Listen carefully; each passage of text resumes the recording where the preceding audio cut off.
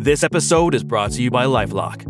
It's tax season, and we're all a bit tired of numbers. But here's one you need to hear. $16.5 billion.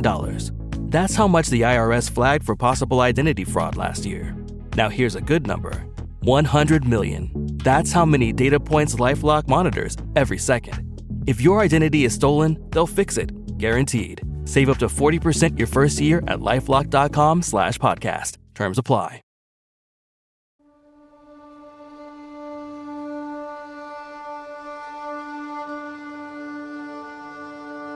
Year 6, day 372. They're saying that the Rao are moving into our inner system. That Arcus needs to make a bold, offensive stand to push them back. That if they get too close, a battle could break out too close to home for comfort. After all these years, I guess the war has finally reached our doorstep. Lapidine seems worried that the Rao could actually gain the upper hand. Arcasian ships are the better fighters, but the Rao have been building. A lot. Their technology is archaic in comparison. They don't seem to care if they lose 100 interceptors in a confrontation. They compensate by having hundreds more. It's such reckless determination, but in a weird way, I think it's admirable. They're not afraid of taking risks and making bold decisions. I'm not entirely sure of the situation this time around, but Lapidine is saying that the War Council wants us to fight, that we've had enough time to perfect our weapons. There have been a lot of eyes on Astraeus, apparently, because of True and the support he gets from House Starbringer. I can't quite get a read on Lapidine on this one. On one hand, it feels like he's leaving it up to us to decide what to do, but on the other hand, it feels like a command. True has been more heated than usual over it. I think even he's feeling cornered by the whole situation, which is saying something. If he feels uncomfortable, so do I.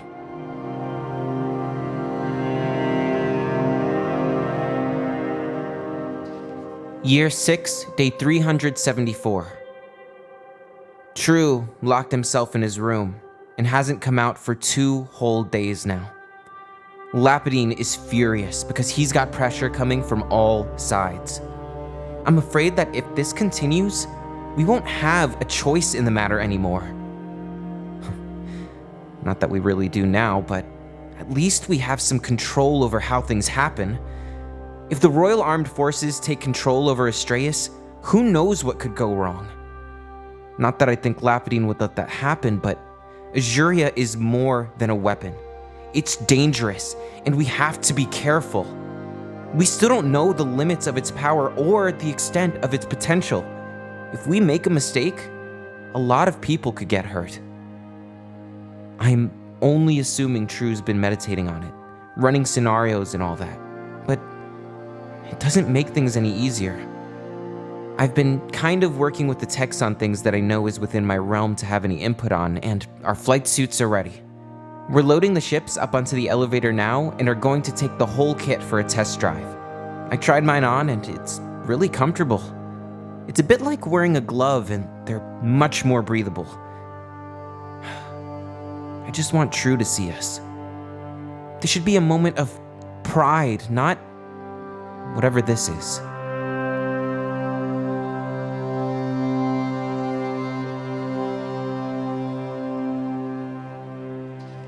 Year 7, day 1. Today marks the turn of the year. The godsend canon worked. Most of the issues with the interlinking mechanisms seem to be resolved, and the new flight suits make it easier for us to do the gestures to operate the control arms. The attachment wasn't perfect, but we made it work. After that, it took us a long time to properly time and focus the beam. No one had their heads on straight, and I could tell everyone was frustrated. It was dirty, but we finally managed to get it. I don't quite know what I was expecting. If I was writing this months ago, it would have been the best day of my life. All our work culminating into a big success. But just knowing that what we were doing was going to essentially erase a lot of lives made it really... I don't know. I'm not sure if I really have an emotion for it. There was a hollow, dead feeling in my stomach as it was going on. I think we all felt it. We weren't even firing at half power, and it just felt like a drain on all of us. Like something about the whole situation had changed. And even worse, we just weren't jiving. The stress of our task at hand was weighing on everyone in different ways. The targets were ultimately destroyed too quickly to return any data whatsoever. One of the techs, jokingly or not, called the godsend a planet killer. If we were to turn our fire on Arcus, accidentally or otherwise, it'd be devastating. True watched the drills remotely from the spaceport. When we docked, he didn't say anything. He remained silent for the ride down the elevator, too. When we got to the bottom, he left us without a word and went back to his workstation.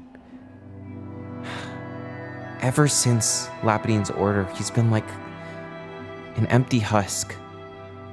When I try to seek him out in the evenings, he just tells me to leave him be. He shut me out.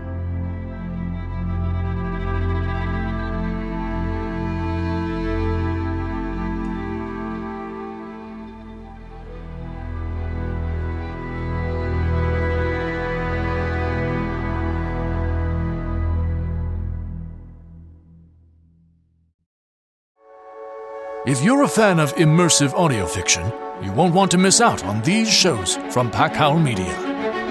The Madness of Chartrulean. Will this world accept my vision of the future? Or is all of this a mistake? The Nebulous Saga. You killed my family. They killed mine. And for 10 years, I've been making the Alliance pay. Tales for Howling at the Full Moon. It is not my worth that brings me here. It is my calling. Another day, another chosen one. To learn more about our shows and find out how to support independent creators, visit packhowlmedia.com